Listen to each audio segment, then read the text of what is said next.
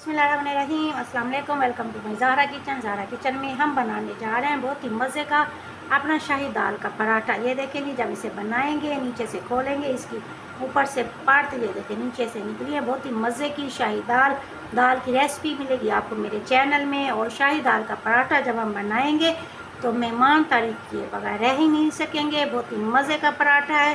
बाकी तमाम पराठों को ये शाही दाल का पराठा छोड़ देगा पीछे, इसलिए मेरी रेसिपी को देखिएगा बहुत ही गौर के साथ, एंड तक रहेगा हमारे साथ ताकि आपको तमाम पॉइंट अच्छे से समझ में आ जाए।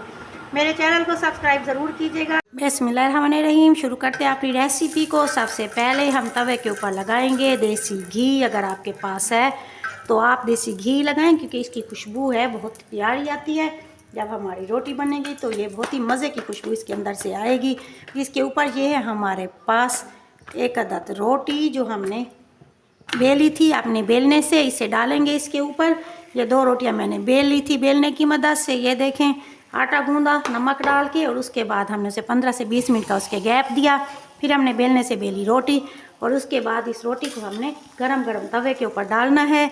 ऊपर लगाना है हल्का सा घी लगाने के बाद जैसे नीचे वाला हिस्सा पकेगा हमने इसे पलट देना है। हम बनाने जा रहे हैं बहुत ही मज़े की शाही दाल से रोटी।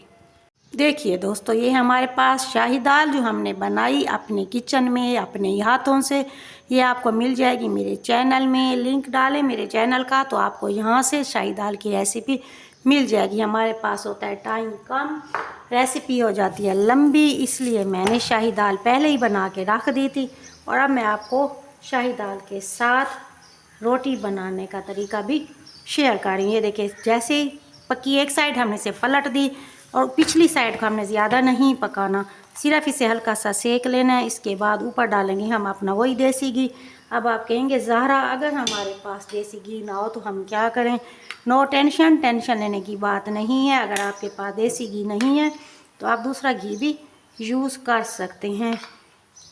दोनों पॉइंट्स मैंने आपको बता दिए हैं।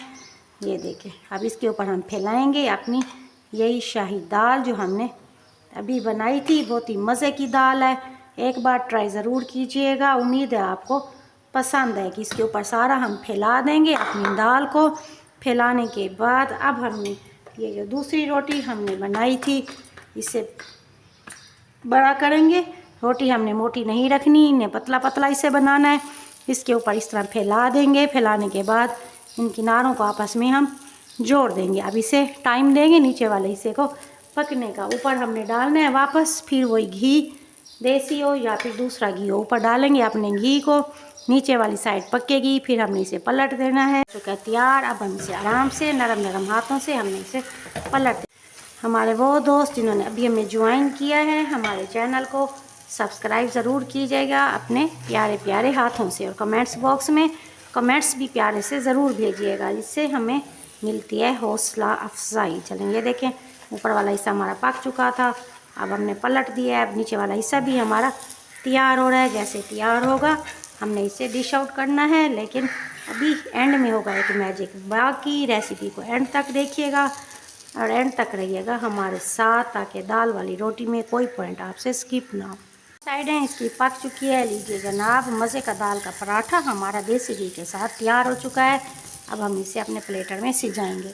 लीजिए जनाब, शाही दाल का पराठा हमारे दस्तरखान की ज़ीनत बनने के लिए तैयार हो चुका है। नीचे हमने डाला है पुदीना, ऊपर हमने डाल लिया केचप। केचप के साथ लें, चटनी के साथ लें, ग्रीन चटनी के साथ लें, इमली की चटनी के साथ लें, जिस तरह आपका दिल चाहे। देखिए इसकी 2 परतें आपको नज़र आएंगी। जैसे नीचे ऊपर वाली परत हटाएंगे तो नीचे से हमारी दाल वाली परत भी हो जाएगी हाजिर। चलेंगे मज़े का पराठा दाल का अपने दस्तरखान की ज़ीनत बनाएं। बहुत ही मज़े की रेसिपी है, ट्राई ज़रूर कीजिएगा। मेरे चैनल को सब्सक्राइब ज़रूर कीजिएगा। ज़हरा को दुआ में याद रखिएगा। मिलते हैं नई रेसिपी के साथ। मेरे चैनल को सब्सक्राइब करना मत भूलिएगा। Thank you so much. अपनी फैमिली का रखिएगा ढेर सारा ख्याल। अल्लाह हाफिज़।